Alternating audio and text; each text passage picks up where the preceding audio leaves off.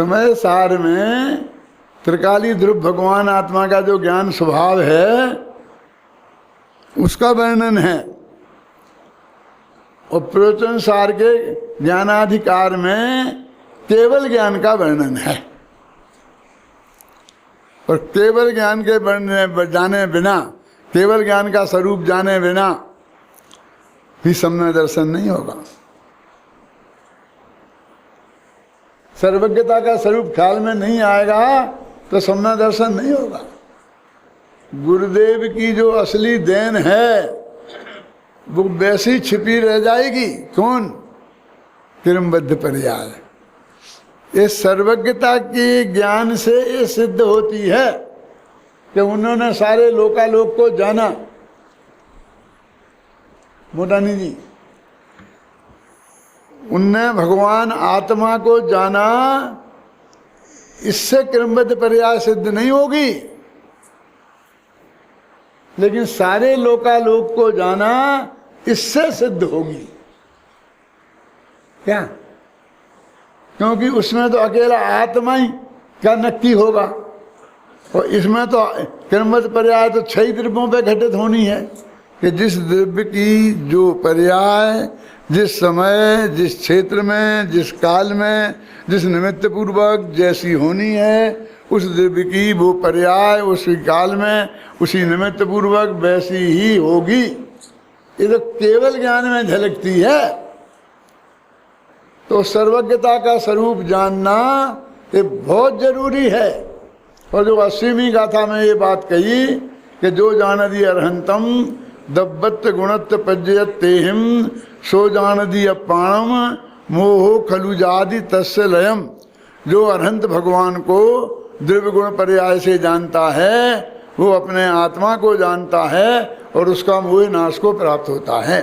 तो वहाँ पर जो पर्याय से जानने की बात कही, तो आत्मा को पर्याय से जानना है। फिर उन्होंने अरहंत का क्यों लगा दिया? अरहंत को द्रव्य गुण पर्याय से जानते हैं, ये बात कहने के पीछे उनका क्या रहस्य है? क्योंकि अरहंत के द्रव्य तो हमारे ही जैसा है, गुण भी हमारे ही जैसे हैं, और पर्याय में जो अंतर है, क्या उनकी पर्याय है सर्वज्ञ और हमारी पर्याय है अल्पज्ञ। तो वो कहते हैं कि सर्वज्ञ पर्याय को जानो, माने सर्वज्ञता का स्वरूप जानो, और फिर जानो अपने आत्मा को। माने हमारा भी जो पर्याय स्वभाव भी सर्वज्ञ पर्याय है। सबको जानना हमारा स्वभाव है, ये थोड़ा थोड़ा जानना ये हमारा स्वभाव नहीं है, ये हमारा विभाव है। समझ में आई ना? उसमें एक टीका में एक पंक्ति लिखी है, वो क्या लिखा है? क्योंकि दोनों में समान हैं, दोनों में कोई अंतर नहीं है। इस पर बहुत बहुत बहुत बहुत व्याख्याएं हुई। माने उनकी पर्याय और हमारी पर्याय में कोई अंतर नहीं है। तो अंतर जानना है कि अंतर नहीं जानना है? मैं कहता हूं अंतर भी जानो और अंतर नहीं है वो भी जानो। तो कैसे जानूं? कि उत्पाद व द्रव्य, ये जो पर्याय का स्वभाव है, उत्पन्न होना नष्ट होना, ये जैसा उनका स्वभाव है ऐसा ही मेरा भी है। उनकी भी पर्याय प्रति समय उत्पन्न होती है, प्रति समय नष्ट होती है। मेरी भी पर्याय प्रति समय उत्पन्न होती है और नष्ट होती है। इस बात में समान है। समझ गए ना आप? ये समानता की बात हो गई। और उनकी पर्याय सर्वज्ञ है और हमारी पर्याय अल्पज्ञ है। हमें सर्वज्ञ बनना है तो ये निर्णय करना है कि हमारा भी द्रव्य स्वभाव तो सर्वज्ञत्व तो है ही, लेकिन पर्याय स्वभाव भी सर्वज्ञत्व है। स्वभाव ये जो है, जो हमारी पर्याय है, ये सर्वज्ञ वो स्वभाव नहीं है हमारा,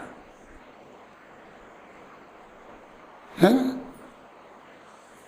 जब भारत को आज़ादी का आंदोलन चलता था तो अंग्रेज लोग मालूम क्या कहते थे? गांधी जी के आंदोलन से परेशान होकर कि उनसे कहते थे आप समझौता वार्ता करें, कि क्या की समझौता वार्ता करना, भारत हमारा देश है, तुम जबरदस्ती दबा कर बैठे हो तो तुम चले जाओ यहाँ से और हमारा हमें दे दो, इसमें अब बातचीत क्या करना, कि बात करना है कि क्या बात करना, हिंदुस्तान हमारा है कि नहीं है इस पर बात करना है, इसमें बात करने की कोई बात ही नहीं है, बस तुम्हारी बात है कि तुम जा रहे कि नहीं जा रहे, बोलो, इतनी सी बात है। तो वो कहते थे कि ऐसा करो कि प्रांत का शासन तुम ले लो, म्यूनिसिपैलिटी भी तुम बना लो, नगर निगम भी तुम बना लो और अपने शहर की खूब तरक्की करो और प्रांत को भी तुम ले लो, बस दिल्ली का राज हमारे हाथ में रहने दो। क्योंकि तुम संभाल नहीं पाओगे, विदेशी मामला है, गवर्नमेंट का ये है वो है। अब ऐसा है कि नेताओं को थोड़ा सा लोभ आ जाए कि भाई हम अभी मुख्यमंत्री बने जाते हैं प्रांत के और सबसे बढ़िया ठाट बाट शुरू हो जाएंगे, जैसा सब होता है, तो बस लोभ में जो 2-3 नेताओं को बड़े बड़े जो हैं इनको हमने जो 2-4 प्रांतों का मुख्यमंत्री बना दिया तो ये खुश होंगे, तो भूल ही जाएंगे कि हमें भारत को पूरा आज़ाद करना है। कि नहीं, ये तुम म्यूनिसिपैलिटी का बनाओगे कि प्रांत का बनाओगे कि राज्य का इस बारे में हमें कोई बात नहीं करनी है। क्यों? पूरा भारत हमारा है और तुम्हें यहाँ से जाना है, और तुम कब जाओगे हमें तो ये बताओगे क्या? अरे ये बात करने में क्या हानि है? ये देखिए जबरदस्ती अड़ गए, गांधी जी अड़ गए, ये अड़ गए नेहरू जी, इसमें अड़ने की क्या बात थी? अरे भाई बात कर लेते, अरे बात कर लेते तो ये हमारे मन का चोर देखना चाहते हैं। कोई के मन में यदि ये आ जाए कि मैं प्रांत का नेता बन जाऊंगा, मुख्यमंत्री बन जाऊंगा, तो इनमें फूट पड़ जाएगी, कुछ कहने लगेंगे कि समझौता कर लेने में कोई हानि नहीं है, और कुछ कहने लगेंगे समझे ना, ये नीति है। ये यहाँ कह रहे कि हमारा वो कोई भी पर्याय हो ज्ञान की, अल्पज्ञता की पर्याय है, लेकिन हमारा स्वभाव सर्वज्ञ है, पर्याय में भी सर्वज्ञता हमारा स्वभाव है। ये बात है, ये जानो। तो सर्वज्ञता का स्वरूप जानना सम्मा दर्शन की प्राप्ति के लिए उतना ही अनिवार्य है। अरे तुम कहते हो सर्वज्ञता का स्वरूप सम्मा दर्शन के लिए अनिवार्य है, ये भगवान की पूजा करने के लिए अनिवार्य है, ये मंदिर में भगवान के दर्शन करने के लिए अनिवार्य है। ये जो तुमने मंदिर बना दिए खड़े खड़े, ये भगवान देवसास गुरु की जो तुम पूजन करते हो, तो उस देव का स्वरूप तुम्हारा जानने की जरूरत है कि नहीं है? हम तो ये मानते हैं कि ऐसा देते हैं, ये लेते हैं, ऐसा करते हैं, यहाँ के पारसनाथ ये कर देते हैं, फलाना ये कर देते हैं। ये स्वरूप नहीं है।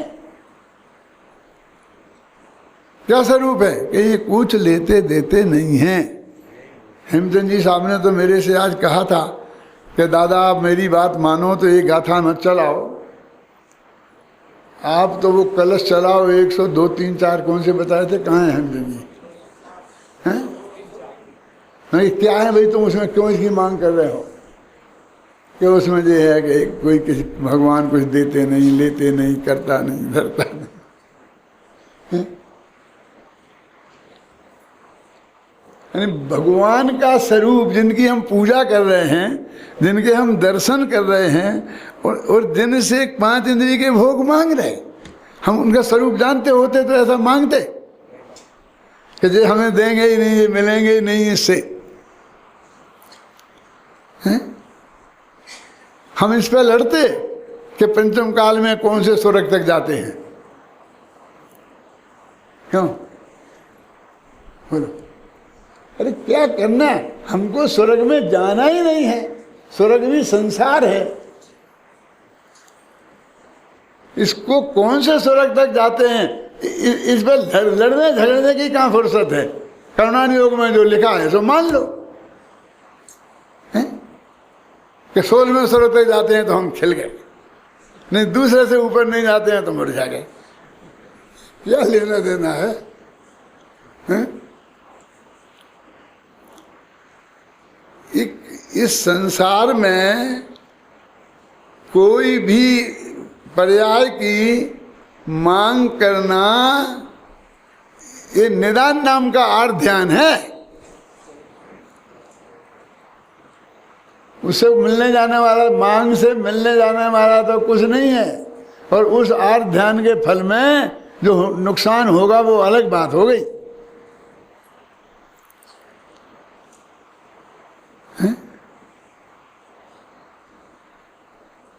हम तो यहीं से शुरू करते हैं। देखो भैया, तुम शांति से हो, यदि तुम सब त्याग दो, शांति से मरण करो तो तुम स्वर्ग में चले जाओगे, नहीं तो यहाँ वहाँ पड़े रहोगे, नहीं तो और ऊपर के स्वर्ग में चले जाओगे। तो हम तो समझाना यहाँ से शुरू करते हैं। क्या समझाना था कि हमारे मन में इस संसार वही कि तुम प्रांत का राज्य ले लो, ऐसी बात हो गई। हम मोक्ष मार्ग के लिए चले थे, क्या क्या निकले हम आए हैं मुक्ति के मार्ग के लिए आए हैं। समय साल प्रवचन साल लिखा है मोक्ष मार्ग बताने के लिए लिखा ना, और वे वो कहते हैं कि तुम बोलो कौन सा स्वर्ग चाहिए, हैं? क्यों? तुम मांग लो, नहीं मांगोगे तो हम तुम्हें नरक भेज देंगे कि दादा तेरे जैसे 36 देखे हैं, तू भेज देगा हमें। आज तक कोई जीव नरक गया है तो किसी का भेजा हुआ गया है कि अपने परिणामों से गया है, अपने क्रमबद्ध से गया है। तो हम कह रहे हैं तो मांग लो। मूर्ख, तेरे पास है क्या हमें देने को जो तेरे से मांग जाए, हैं? आप समझ रहे हैं? है क्या? एक दिन में दूसरे दिन को कोई ले ही दे नहीं सकता है। केवली के ज्ञान में जो झलक गया है निश्चित रूप से वही गारंटी से होने वाला है, उसमें कोई परिवर्तन नहीं होगा। इस सर्वज्ञता के स्वरूप जानने का की महिमा है। इसलिए ज्ञान तत्व प्रज्ञापन के सम्यक ज्ञानाधिकार में क्या बताया है? सर्वज्ञता का स्वरूप बताया है। उसके बिना हमारा धर्म का एक कदम शुरू नहीं होता। ये कम जरूरी बात है, सर्वज्ञता का स्वरूप समझना कम जरूरी बात है। मालूम, प्रवचन सारी एक ऐसा ग्रंथ है जिसमें मंगलाचरण में 5 गाथाएं लिखी। समय सार में तो एक ही में निपटा दिया है ना, और वो भी आधी में ही। वंदितु शब्द सिद्धे ध्रुव चल मणो वयम गयम पत्ते, बस खत्म। अब दूसरी पंक्ति में तो बोच्छामी समय पाहुड़, मैं समय सार बताता हूँ, ये प्रतिज्ञा कर ली। एक लाइन में भगवान को याद करके छुट्टी कर दी। और प्रवचन सार में 5 गाथाएं।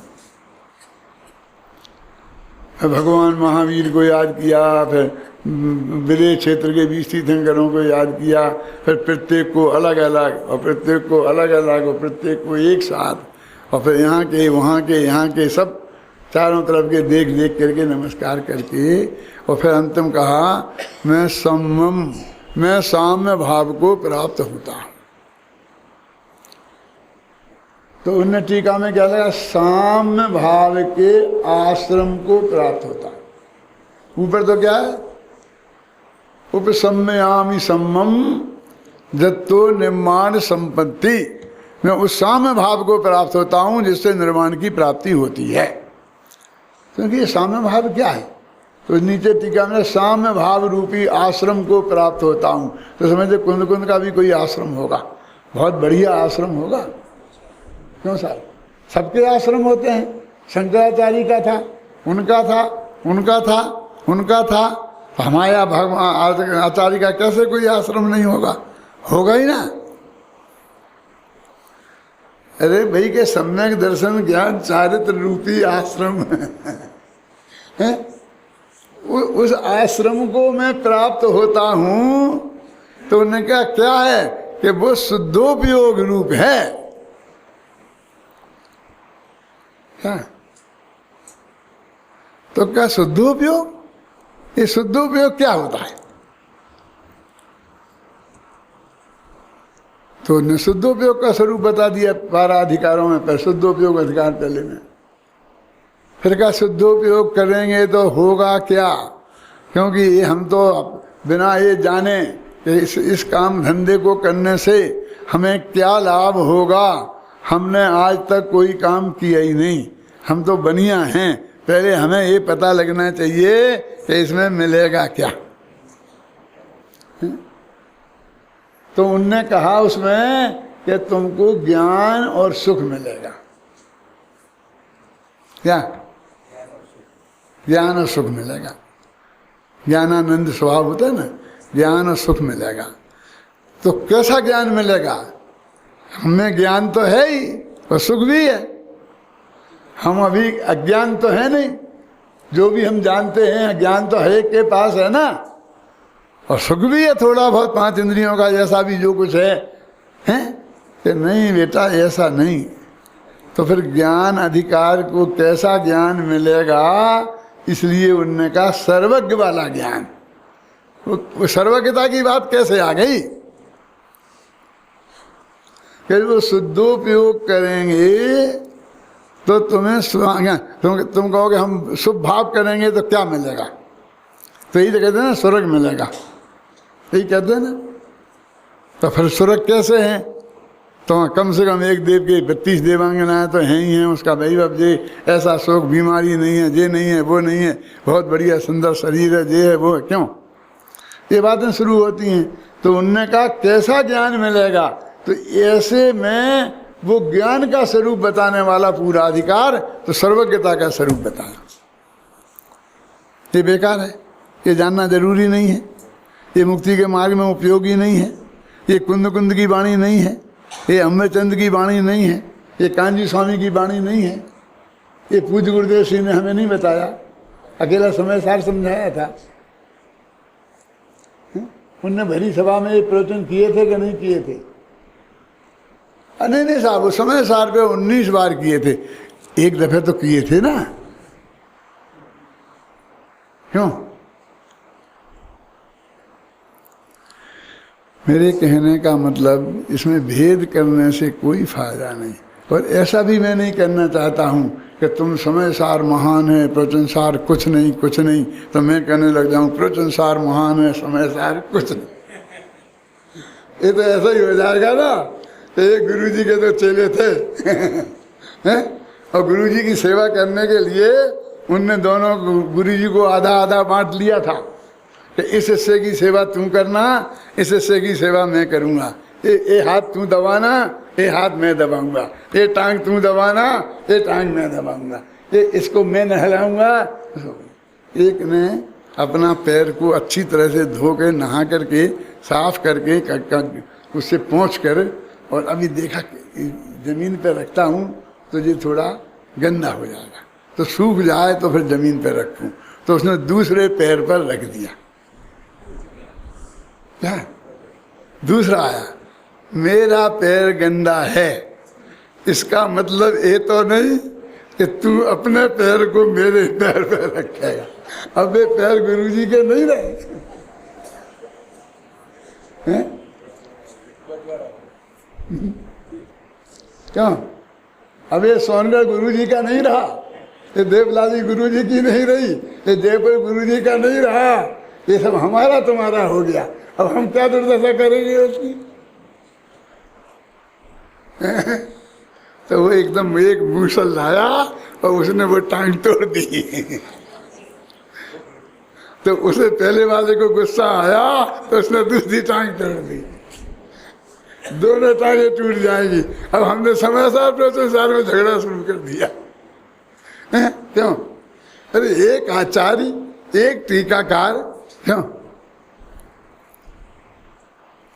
दोनों की महानता खोजो, अब वही त्रिकाली ध्रुव भगवान आत्मा की बात प्रवचन सार में नहीं है, ऐसी तो मैं नहीं कहता, कम होगी, लेकिन वही कहते तो फिर दो क्यों होते, फिर तो एक ही होता। फिर दूसरी बात समझानी थी तो प्रवचन सार लगा, प्रवचन दूसरी, मैंने जब दो चीजें लिखी जाएंगी तो दो के विषय वस्तु तो अलग होगी ना, है? इसमें महान और गैर महान का क्या सवाल है। फिर उसने कहा कि ऐसा ज्ञान हमें प्राप्त हो जाएगा तो क्या मिलेगा कि अतीन्द्रिय सुख मिलेगा। तो फिर सुखाधिकार में अतीन्द्रिय सुख का स्वरूप बताया। जो इंद्रिय सुख तुम जैसे सुख मानते हो वो वास्तव में सुख है ही नहीं, अतीन्द्रिय सुख क्या है उसका स्वरूप बताया। इतने में एक बोल पड़ा कि ये तो ठीक है, लेकिन वो एक और दुनिया में इंद्रियों वाला सुख भी तो होता है ना,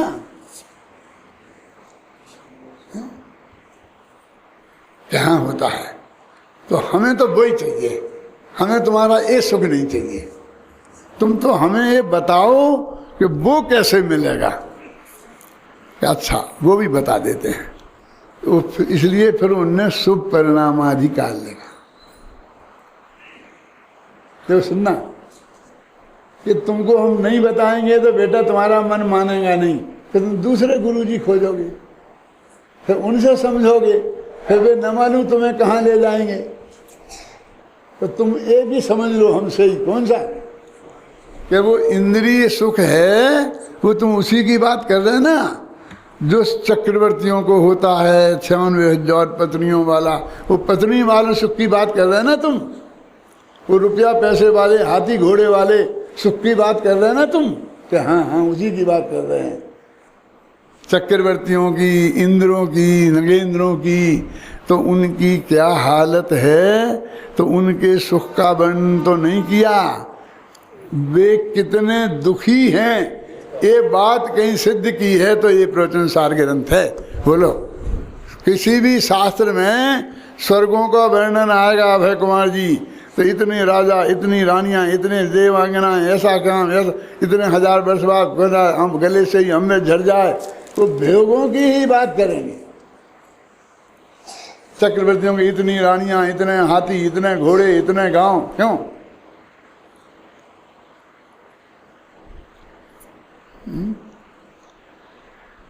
चक्रवर्तियों के सुख का वर्णन करेंगे, इंद्रों के सुख का वर्णन करेंगे, और ये कहते हैं कि ये अनंत दुखी हैं। कि कैसे जाना तुमने कि ये दुखी हैं? अरे एक आदमी दवाइयों के बक्से रखे हैं, 4 डॉक्टर बगल में खड़े हैं,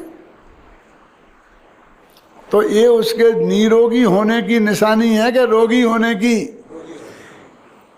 इतनी दवाइयाँ आखिर आप रोजाना खाते हैं। वो मेरी शीशी देखते हैं, अभी मेरी जेब में नहीं है, नहीं तो मैं आपको दिखाता। क्या इतनी दादा, इतनी दवाइयाँ आप सुबह से शाम तक खाते हैं? हाँ भैया खाते हैं। अब मुझे दुख कैसे हो सकता है, इतनी दवाइयाँ खाता हूँ, इतनी दवाइयाँ, मैं कितना बीमार हूँ इस बात की निशानी है कि मुझे कोई बीमारी नहीं है, इस बात की निशानी है, बताओ, है ना? तो इतनी भोग सामग्री ये उनके दुखी के होने की निशानी है। दुख के बिना विषय में व्यापार हो सकता नहीं, 64वीं गाथा में ये लिखा। दुख के बिना विषय में, 5 इंद्रियों के विषय में व्यापार नहीं हो सकता, और वे 5 इंद्रियों के विषय में व्यापार हमको देखा जा रहा है। तो उस पूरे सुखाधिकार में जो इंद्रिय सुखाधिकार था, जिसको शुभ परिणामाधिकार कहा था, हम समझ रहे थे इस अब तो शुभ परिणाम के गीत गाएंगे, अब तो पुण्य की महिमा बताएंगे, अब तो संसार के सुख का वर्णन करेंगे, उनका हो गया बहुत, लेकिन उनने तो एक लाइन में भी उसको सुख माना ही नहीं। ये अनंत दुख है, दुख है, दुख है, दुख है, यही वर्णन किया। पर अंत में तो यहाँ तक लिख दिया कि तुम ये नहीं मानोगे तो समझ लो कि तुम्हारे संसार सागर का किनारा अभी बहुत दूर है। शब्द मूल शब्द लिखा है, महादुख संकट निकट है तुम्हारी, नहीं तुम निगोद में जाने वाले हो। पुण्य पाप में अंतर नहीं है, जो न माने बात है, संसार सागर में ब्रह्म मद मोह से आछन्न वे। अब ये कहते कहते फिर उन्होंने वो जो जानदी अरहंतम द्रव्यत्व गुणत्व पज्यते ही, ये गाथा भी भाग्य की देखो तो बात शुभ परिणाम अधिकार की है।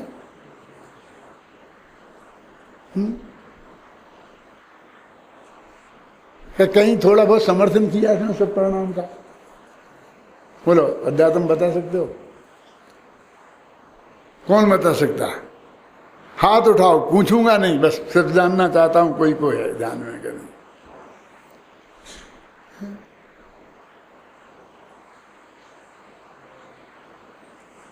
अरे भाई, इसी अधिकार में ये कहा है कि इसलिए स्वाध्याय करना चाहिए।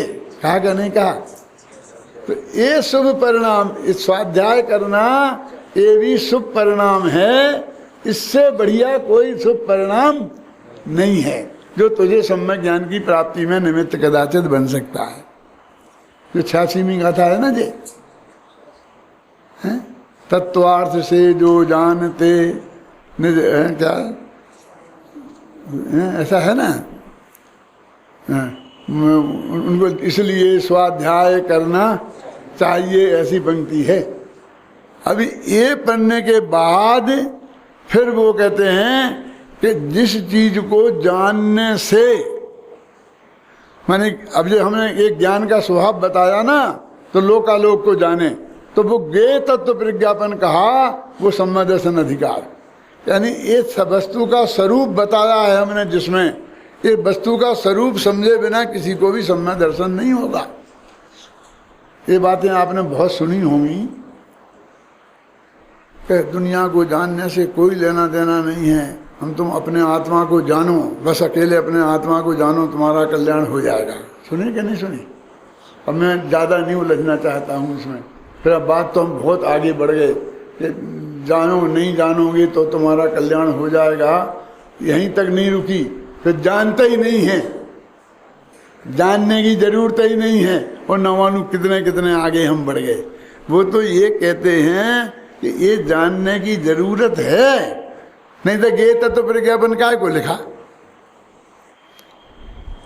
ये उत्पाद व ध्रुव से युक्त आत्मा होता है, ये जो बात लिखी है, ये 6 द्रव्यों का स्वरूप है ना, क्या अकेले जीव का?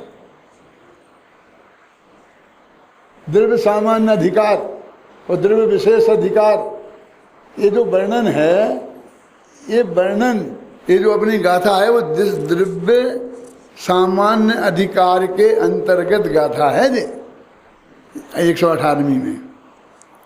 इसमें वो भी 114वीं गाथा है कि दिव्यार्थिक नय की चक्षु को सर्वथा बंद करके खुली हुई पर्यार्थिक नय की चक्षु से देखो तो हैं पर्याय ही दिखाई देती है, और पर्यार्थिक नय की चक्षु को सर्वथा बंद कर दिव्यार्थिक नय की चक्षु से देखो तो माने वस्तु के स्वरूप को देखने की 2 आँखें हैं, और उन 2 आँखों से हमें देखना चाहिए। कौन सी 2 आँखें? ये नहीं, द्रव्यार्थिक नय और पर्यायार्थिक नय, ये 2 आँखें हैं। इन 2 आँखों से हमको वो वस्तु को देखना चाहिए, है ना इस सप्तमी गाथा में। अब उसी का वर्णन चल रहा है। वर्णन करते करते अब अपन 17वीं गाथा तक कल हुई थी, और अब ये आज 118वीं गाथा अपन चलाते हैं। ये अपना चलता आ रहा है। पहले अपन ने समय सार पहली गाथा से बिल्कुल अंतिम गाथा तक पूरा किया, जो आजकल टीवी पे आ रहा है ना, आप देखते होंगे सुबह। अब बहुत लोग देखने लग गए हैं। भगवान जी, मेरा जो कार्डियोलॉजिस्ट है ना, वो देख रहा टीवी। मैं गया तो मेरे बोलता सुबह आपके रोजाना दर्शन हो जाते हैं। ये क्या बात कर रहे हो? बोले मैं टीवी पे देखता हूँ, जनवाणी पर। मैं सच्ची घटना बता रहा हूँ। तो उस डॉक्टर के पास में कई वर्षों से जाता था, तो मुझे देखता था बहुत प्रेम से सब बात, लेकिन कभी कुर्सी पे से उठकर मुझे भेजने दरवाजे तक नहीं आया, कभी जिंदगी में। और अब जब उसने टीवी पे मेरे प्रवचन सुने, तो अभी मैं परसों नरसों जाके आया, तो डॉक्टर उठ के मरीजों को छोड़कर मेरे साथ बाहर तक आया। जब तक मैं गाड़ी में बैठ नहीं गया, मेरी गाड़ी नहीं रवाना हो गई, तब तक खड़ा रहा। क्या